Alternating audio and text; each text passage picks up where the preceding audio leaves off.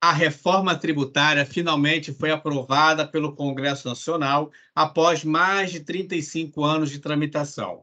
Grande parte do que foi alterado diz respeito à mudança de regras na tributação de impostos e contribuições que incidem sobre o consumo. Mas há dois pontos que alteraram o tratamento e a tributação das heranças e doações no Brasil. E eu já antecipo que vem aumento de imposto por aí. Nesse vídeo, eu vou falar sobre os impactos que essas alterações trarão para as famílias, o porquê que o imposto que incide sobre as heranças vai aumentar e o que você pode fazer para evitar ao máximo as consequências desse aumento. Meu nome é Roger Belisário e eu ajudo as famílias a protegerem o seu patrimônio, evitando o inventário, utilizando a holding familiar como uma ferramenta estratégica para a preservação de seu legado e da harmonia familiar. A reforma tributária que foi aprovada pelo Congresso Nacional fez duas alterações ao que tange os processos de inventário e de doação para as famílias brasileiras. Antes de eu falar quais são essas alterações, vamos dar uma olhada sobre como eram esses pontos antes da reforma. Eu trouxe aqui no slide a redação do artigo 155 da Constituição Federal, mas só trouxe o que nos interessa para esse nosso papo aqui. Veja que a competência para cobrar o imposto de transmissão, causa-morte e doação de quaisquer bens e direitos é dos estados e do Distrito Federal. Esse imposto que eu estou falando é o ITCMD. E, para simplificar meu discurso aqui, também vou equiparar o Distrito Federal aos estados, apenas para me facilitar aqui na explicação. Então, quando eu falar dos estados como unidade da federação, o Distrito Federal estará contido nesse grupo, tá legal? Se o bem imóvel e os seus respectivos direitos transmitidos a terceiros, seja pelo processo de inventário ou por doação, o imposto é devido no estado onde ele estiver situado. Isso não mudou. Estou doando uma casa no Maranhão. O imposto é devido no estado do Maranhão. Estou tocando um processo de inventário no Rio Grande do Sul, que tem um imóvel lá no Rio Grande do Norte. O imposto sobre a transmissão desse imóvel é devido no Rio Grande do Norte. O inciso 2 estava escrito que, relativamente a bens móveis, títulos e créditos, o imposto da herança era devido no estado onde se processar o inventário. Dessa forma, era possível se buscar um estado que pudesse oferecer o menor custo para processar esse inventário. Não vai poder mais ser assim. E já já a gente vai ver o que mudou. E eu trouxe aqui o inciso 4, porque tem uma determinação muito importante para você ficar atento e que a gente vai falar melhor no final desse vídeo. Esse inciso não sofreu alteração e continuará com o Senado Federal a competência para estabelecer a alíquota máxima desse imposto. E o Senado faz isso publicando uma resolução do Senado.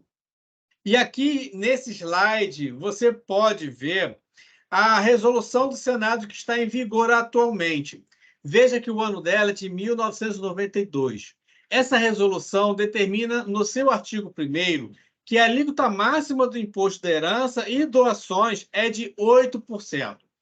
E dá uma olhada agora no artigo 2º. No artigo 2º, a resolução permite que os estados possam aplicar alíquotas progressivas do imposto da herança conforme o quião que cada herdeiro ou donatário receber. Como funciona a progressividade do imposto da herança? É bem parecido com a tabela progressiva do imposto de renda na pessoa física. Você lembra como é que é? No imposto de renda da pessoa física, quanto maior for o salário, por exemplo, que a pessoa receber, maior será a alíquota do imposto que será tributado sobre essa renda. De forma parecida com o ITCMD aqui. Quanto maior o valor que o herdeiro nos processos de herança ou o donatário nos processos de doação receber, maior é a alíquota do imposto que incidirá para se chegar a seu valor, que deverá ser recolhido para o Estado. A progressividade no imposto da herança, até então, não era obrigatória. alguns estados do Brasil já adotavam esse critério para apuração do valor do imposto. Eu relacionei para você aqui esses estados no próximo slide que eu vou compartilhar agora.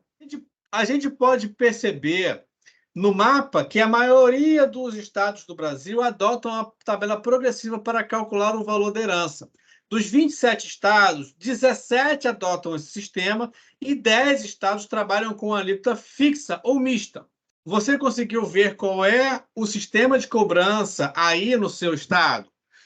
Se é por alíquota fixa ou tabela progressiva?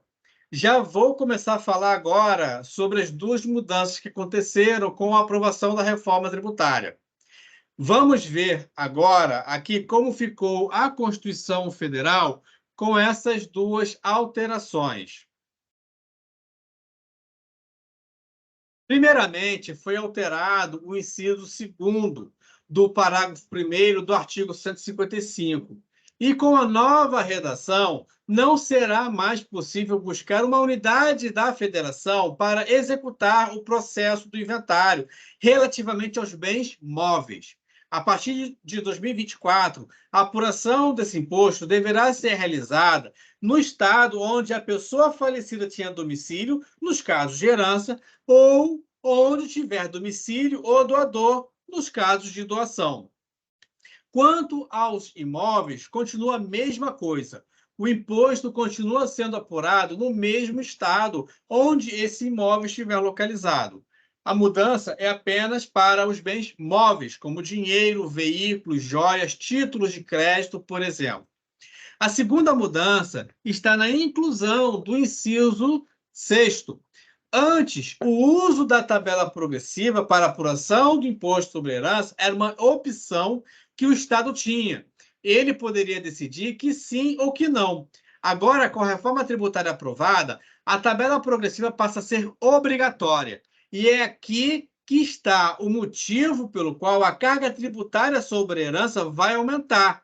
E quem vai começar a pagar essa conta é a classe média, como sempre. Se você não percebeu ainda como esse aumento acontecerá, eu vou mostrar para você aqui agora.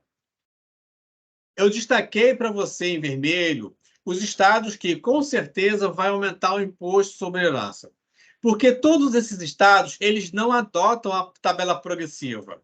Todos eles adotam a alíquota fixa.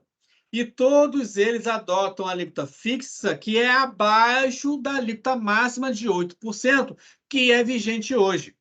Esses estados, durante o próximo ano de 2024, deverão atualizar a sua legislação para implementar a tabela progressiva do imposto da herança.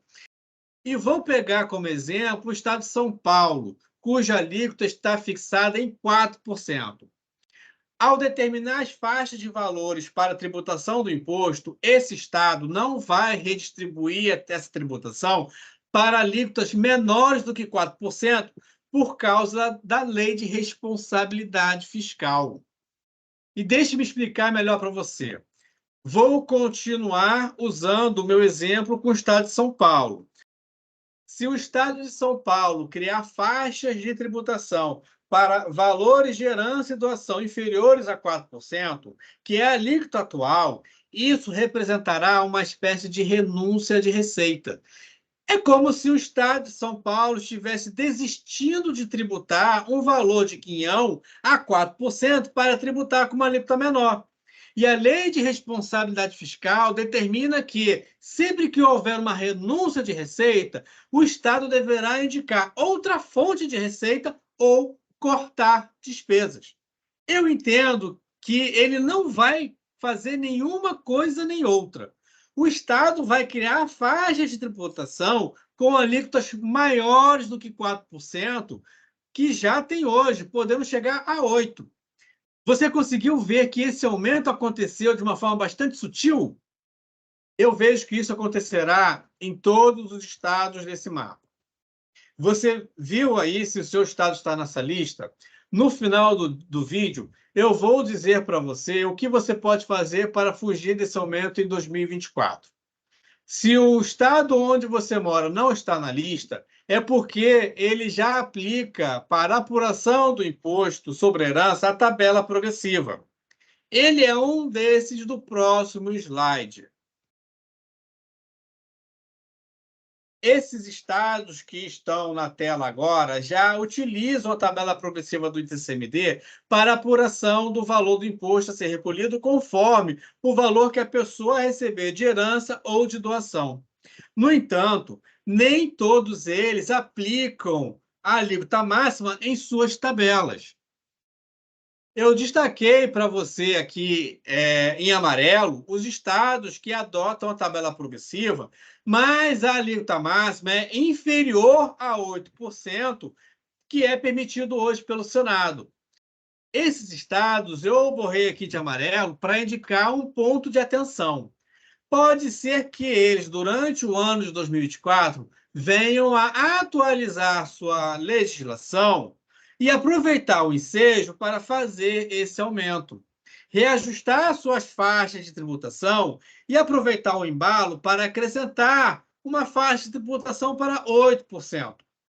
Então, fique atento aí no seu estado, porque pode ser que ele venha fazer um movimento nesse sentido. Esses são, portanto, os estados que eu acredito que vão aumentar a alíquota do imposto de herança.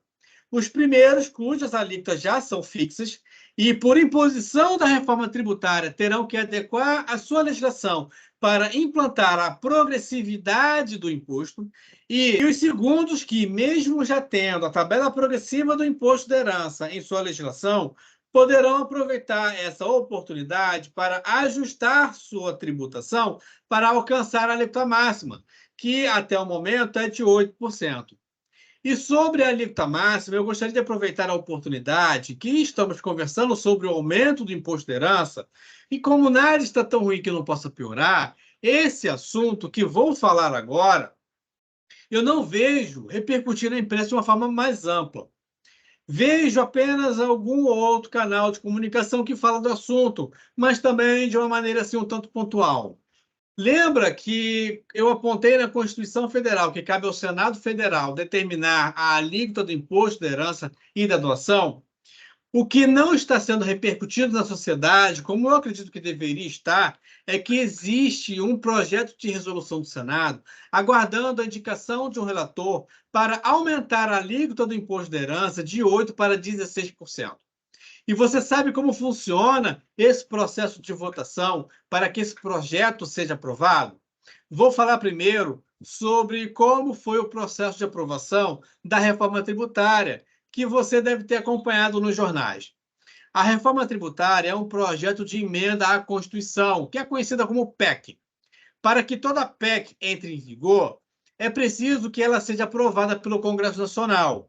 O Congresso Nacional é composto pela Câmara dos Deputados e pelo Senado Federal. Então, a PEC entra em tramitação na Câmara e precisa ter o de acordo de pelo menos 3/5 dos deputados em 2 votações. Depois de aprovada em 2 turnos pela Câmara, ela entra em tramitação no Senado e segue o mesmo rito. Ela deve ser aprovada em 2 votações também no Senado, com a aprovação de 3/5 dos senadores. Como aconteceu na reforma tributária, se houver alguma alteração da proposta no Senado, a PEC volta para a Câmara analisar e votar novamente. E fica nesse vai e volta até não houver mais alteração. Agora, o projeto de resolução do Senado, ele só vai ser votado no próprio Senado. Ele não vai para a Câmara dos Deputados. E é um acordo feito apenas com os senadores. E quantos senadores precisam aprovar esse projeto? Apenas 21 senadores. Você vê a facilidade de aprovação desse projeto? Eu vou colocar aqui na tela o projeto de resolução para você ver. Para você acompanhar, se quiser, o projeto de resolução do Senado que autoriza os estados a aumentarem a alíquota do ITCMD para 16% é de número 57. Atualmente, ele está aguardando apenas a designação de um relator para dar prosseguimento na sua tramitação.